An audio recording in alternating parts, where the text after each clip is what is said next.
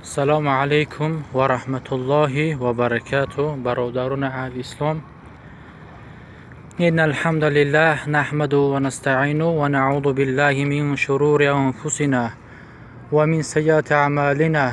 من یهده الله فلا مضل له و ما یضلله فلا هادی له و نشهد ان لا اله الا الله وحده لا شریک له و ان محمدا عبده و رسوله. اما بعد، السلام علیکم و رحمت الله و برکاته. برادران اهل اسلام، خداوند جل و علا در قرآن عزیز و شرف می‌فرماید که در سوره بینه رضی الله عنهم و رضوا عنه میگه ذلک، خداوند جل و علا از صحابه راضی بودند و از الله از صحابه راضی بود و صحابه از الله راضی بودند.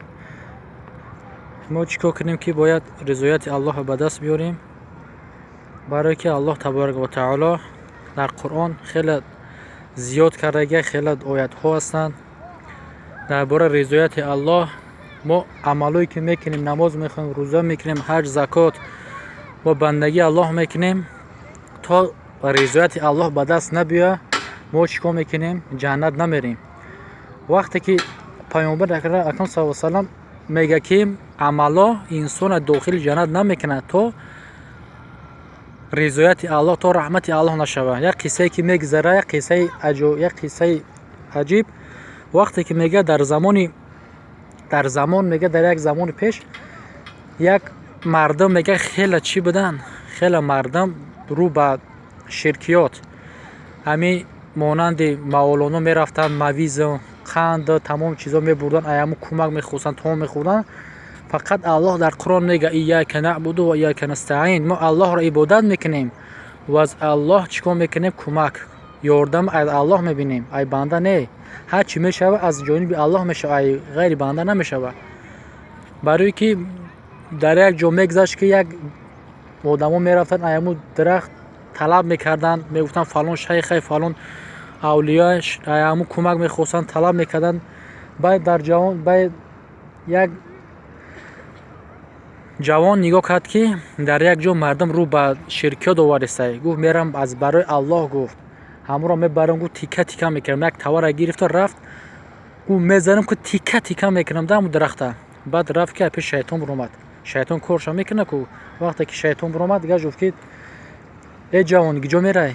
گفت همون درخت شفا میکنم. گفت بس میگم ما مردم دست به شرکیات بیاید، گفت ما مردم چیکار میکنن، تو اهمیت نده، تو کار اخته کن. آخی میگه ما باید رضایت الله به دست بیارم.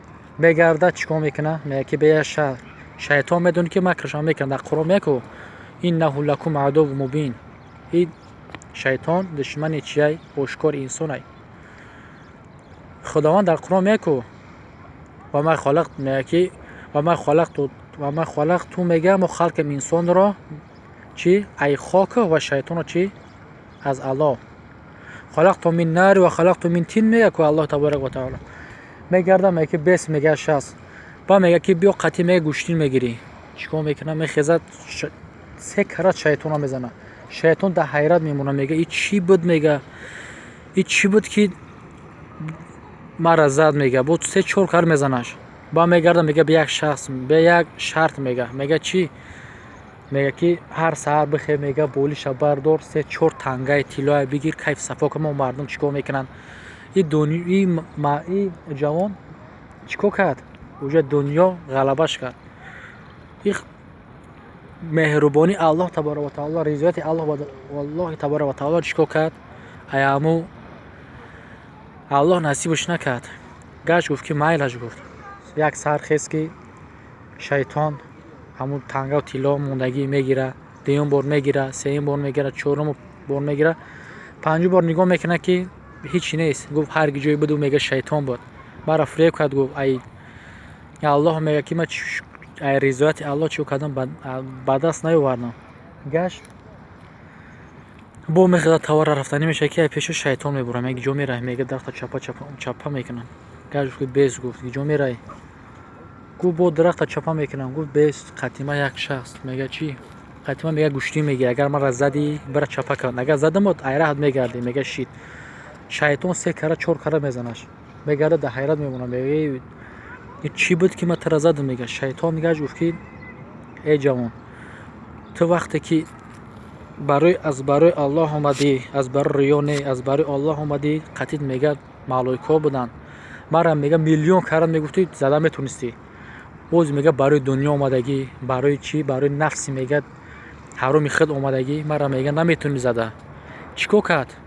گفت که پروردگار، همون جوان گفت پروردگار رو که وقتی که مرا میگه رضایت تر به دست آوردم، بهترین نعمت بود که به دست آوردم، نه که از رضایت چی شدم محروم شدم. چیکار کرد؟ جوان خیلی غمگین شد. ما باید چیکار کنیم برادران اهل اسلام؟ از برای الله همتون به خاطر الله دوست می‌دارم، کوشش میکنیم که همین اصلاح شین. حوضی بعضی دخترایی که هستند در بیگاله در کارهای چی میکنند، قسم به الله همه کار پشیمانی داره مگر چی؟ طاعت عبادت. کوشش کنید خواهرای اسلامی، از برای الله میگم این دنیا گذرای دنیا امتحانه. شما بهترین شما را خداوند جل و علا در قرآن ما را امت پیامبر اکرم صلی الله علیه و سلم تعریف کرده. میگه که استعوذ بالله با بهترین امت هستیم. ما اوایت قرآن تفسیر شد که ما بهترین امت هستیم. به خاطر چی بهترین؟ به خاطر که در بین ما امر معروف میکنیم و نهی منکر. بهترین امت هستیم. میگه امتای پیامبر اکرم صلی الله علیه و سلم 80 صف میشه، 80 صف اهل جنت چه امتای پیامبر اکرم صلی الله علیه و سلم. این الله تبارک و تعالی این بهترین نعمتی که الله دادگی نگاه کن. این بحرت نگاه کن، کنار نداره. الله چه الله خودش میدونه چند قدر این قدر تگ این نعمت الله های، این قدر ماهیایی که هستن، تمام چیزا هستن، الله همیشه را چو کردگی رسوندگی. کوشش کنیم که رضایت الله به دست بیاریم. ان شاء الله با صحبت میکنیم با ان شاء الله اگر شما همین را با دیگران برسونید ان شاء الله اجر پاداش در همون شریک هستین. الله همه تا برای راست هدایت کنه، همه تا به خاطر الله دوست می‌دارم.